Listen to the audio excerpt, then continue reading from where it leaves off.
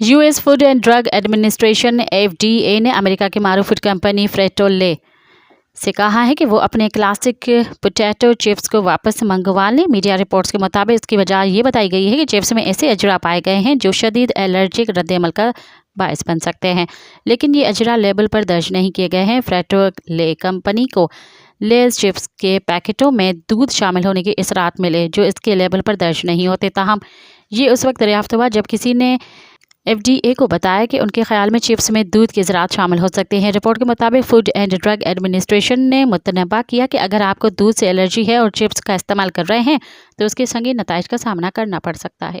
मज़ीद ख़बरनि ऐं तफ़सीलात लाइ विज़िट कयो असांजी वेबसाइट www.awamiNewsHD.com ऐं ॾिसंदा रहो अवामी न्यूज़ HD।